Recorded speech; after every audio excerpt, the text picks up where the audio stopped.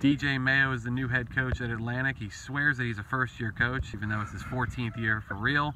Tell us about kind of the energy here so far and what makes it seem like a new place and make it seem like the first time you've done it. Great energy right now, great young group. I joke and say it's my first year coaching because I just have a renewed energy. This group, really exciting, really fun to be around, and I like a challenge. And I think this is a challenge, but I think it's also one that's attainable. I think a playoff spot is within reach. So again, that energy comes from that group, being around this group daily, you know, doing what I love and seeing these kids kind of reach heights they have not reached before.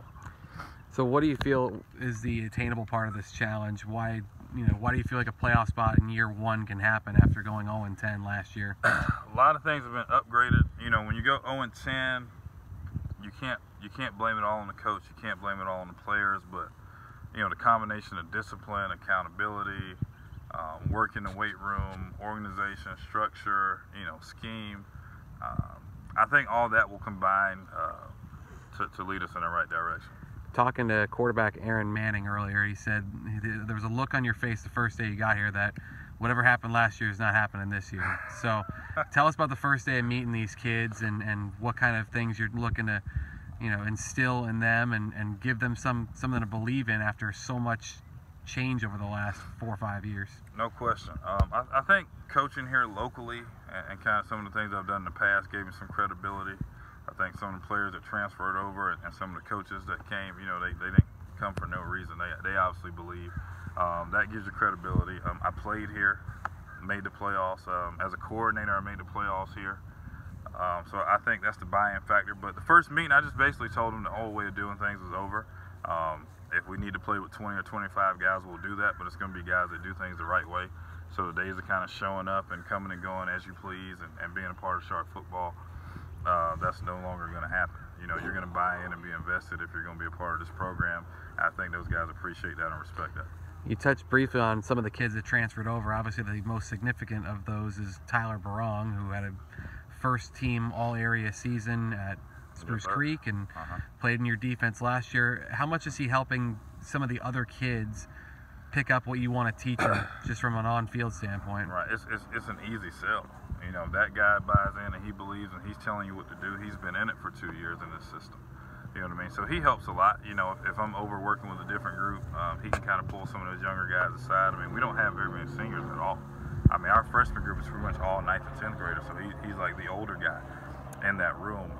So that carryover helps. And, you know, Coach Sneed and Coach McCoy were with me, so they know the system. So, you know, it helps. The guys look at him, you know, for leadership. He's doing a great job as far as the leadership qualities. And kind of how to play this game, so that makes it pretty easy for us. What about the returning players that you have, and what do you feel like are some of the strengths you can see in your group right out of the gate? It's what I thought it was. Like, when we played them last year, I didn't think the talent deficit was that bad. Like, looking at them, you could just tell they lacked some of the off-the-field stuff.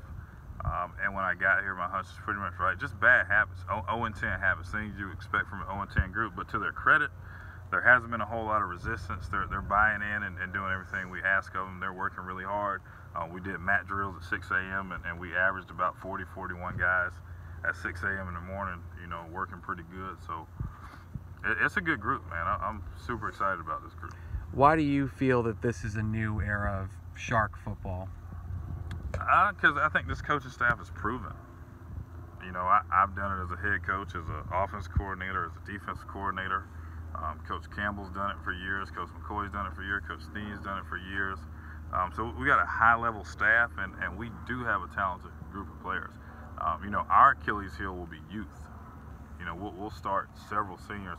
In the spring game, we'll probably start 2 seniors, if that. You know, 2 rising seniors. So I don't think talent's a huge issue. You know, we won't have a ton of depth, but we will be a disciplined group that'll be in pretty good shape, and we're getting really strong in the weight room.